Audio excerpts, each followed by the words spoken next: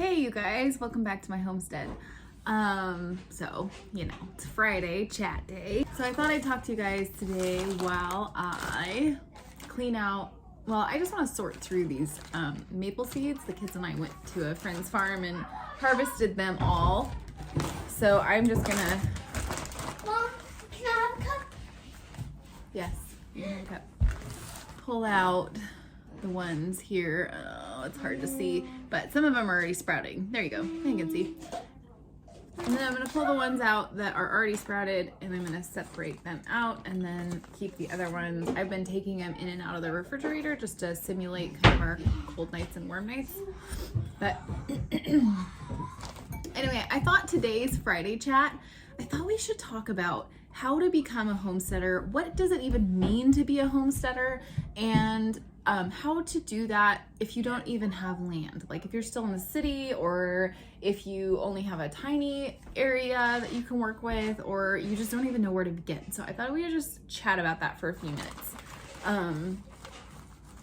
Hopefully I can chat and work at the same time. That's my goal.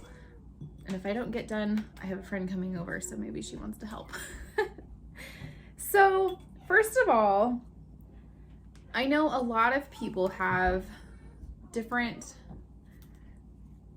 definitions of, ooh, look at that one, that one's good, of what it means to be a homesteader. My personal definition is, first let's just start, like the actual definition is really being a settler and owning a land and turning it into a homestead. Really, to me, these days, homesteading and small scale farming are really the same kind of thing. But I think personally a better definition is becoming a producer rather than a consumer. And when you start thinking about it that way, oh, I'm excited. Almost all of these are sprouting.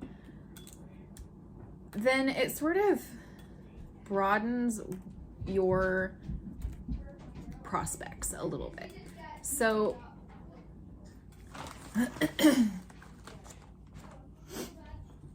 what does it mean to be a consumer, and what does it mean to be a producer? Well, to be a consumer just means, you do things like everybody else. You buy things, you use things, and then you throw them away when you're done with them. Or you there's just a lot of waste when you are a consumer. So a producer is somebody who is very creative, and it can be creative with Mom, anything. can I Yeah, please honey. have a cup too? Yes, you can have a cup too. The kids are playing with this stuff called Mad Matter. They got it with their school program. They really love it. To be honest, that's consuming. See, it's consumer. I have, however, looked up all the recipes and tried out all the recipes. This was a few years ago for like the kinetic sand stuff. You can't make it. Not really. Anyway, it's a journey, it's a process. So being a producer means that you are producing things, obviously. So an easy way of doing that is growing your own food, producing your own food. And then because you chose to grow it on site and harvest it on site, then you are not consuming any gas or, packaging to get it from the farm to the store and then to you, or, however many steps there might be in that process. But there's lots of ways, like if you like doing knitting or sewing and things, you could produce your own fiber. You could grow your own animals, and obviously there's more than just vegetables, so you could be raising your own chickens and things like that. But I even like to take it one step further. So on our farm, we like to use sort of permaculture practices, and I try to put that into play in every area of our farm. So not just the garden, but also the animals and even wildlife. So these are sugar maples, seeds here, and the gal that I got them from, we were texting back and forth, and she's planting tons and tons of them on her property, and she started this project about, I don't know, 5 or 6 years ago. And I had planned, and I've tried to plant a few. I just haven't been very diligent with it and not really ready, to be honest, but she's already started. And the honest fact is she's not going to be around when these trees start producing sugar. And, you know, so we were texting about that, and she was saying, you know, of course I'll be around, but gosh, I will be in my 50s and my kids will be in their 20s. And so really, when you plant things like this, I mean, it takes about 20 years for these beautiful little seeds to turn into sugar producing trees. And nuts are the same thing. And so when you start thinking about changing your habits from being a consumer to becoming a producer, you also change your timeline, like your effect on the earth. You can have a positive or a negative effect. It's totally up to you. So I'm choosing to have a positive effect. I mean, who knows? We may plant these on our property, and then God may have another plan for our family. So I hope that my grandchildren will be able to get the sugar out of these trees to come, these future trees, but we just don't know. So anyway, so that's one part of being a homesteader.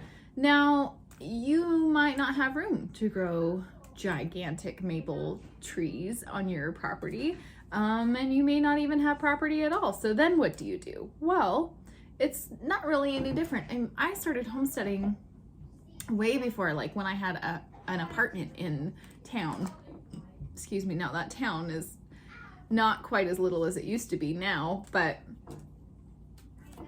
I would ride my bike and go to garden at a friend's house across town, and that was how I did that. So perhaps there's a friend's house and they might have some unused area that you could use, and that could be how you start homesteading. Maybe there's this gal, I don't remember. If I can find her video again, if I find her video, I'll put it down in the description box for you guys, because what she did on her balcony is amazing. But basically she had like this whole little garden on this tiny little balcony, and so you can grow tons of food in just a super tiny spot. And there's also another family, I believe they're in California somewhere, and they have a super tiny little plot, and they're growing enough food to feed not only their family and their little animals on their farm, but they're also growing enough to share with the local restaurants, and they're doing deliveries within their area. And it's just incredible. I think that's amazing. So your possibilities are really limitless. You know, if you just choose one area you want to change, in your life, your lifestyle, that's the best way to do it. Just start. There are some people who have very, very strong opinions of what a farm is and what a homestead is. But you know what? It makes me really sad that they are so strong in that opinion, because it really discourages people from starting. And so I want to encourage you today. It doesn't matter where you are. It doesn't matter if you have absolutely zero knowledge whatsoever. Reach out, find somebody, grab a book, go to the library, order a book. There's so many books, it's crazy. And just start somewhere. So you could start by baking bread. You could start by, you know, planting a few things. You could start by knitting things for people and selling instead of, or even just trading. I love that. I love trading things. You could start with herbal medicine, or gosh, there's just so many things. Woodworking. Really, homesteading is just building an old-fashioned skill set.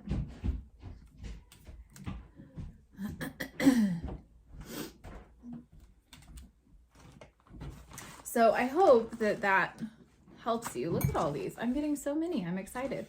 And I have a whole maple forest. It's my dream one day.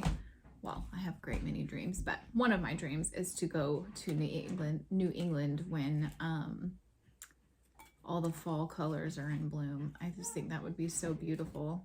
You see pictures, but I know even pictures can't do our tamaracks. When they change, they can't do them justice, but one day I will go. I will go.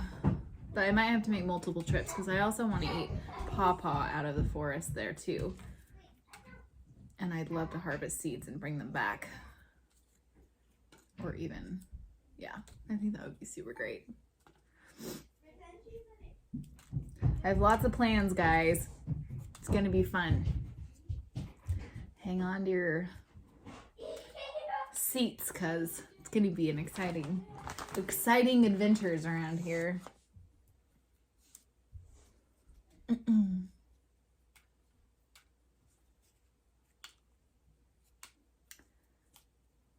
just so excited. There's so many of these already sprouting.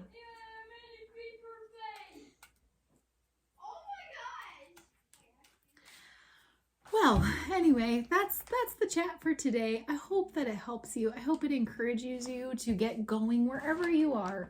I mean, the goal is abundance, and that's what homesteading truly produces, is abundance, like abundance beyond belief. I mean, obviously everything is, look, that's even my shirt today, the crazy plant lady. It's true, like, yep. Oh, Mom Life is calling. I'm gonna go take care of my daughter and her bathroom needs, and I'm gonna leave you guys with those thoughts today. So I really, if you have questions, leave them down in the comments for me. If you are just beginning out and you have, like, what I would love to know, what are you doing to start your homestead journey off? And what resources are your favorite? If you have resources for new homesteaders, please post them in the comments. That'd be awesome. And if you would, before you leave, hit that little subscribe button. That'd be perfect so that so many more people can see this. I would love to be able to help people. We are gearing up for the garden season, and I have so much information on gardening to share with you guys. I'm just waiting for the right timing because I want to be able to show you.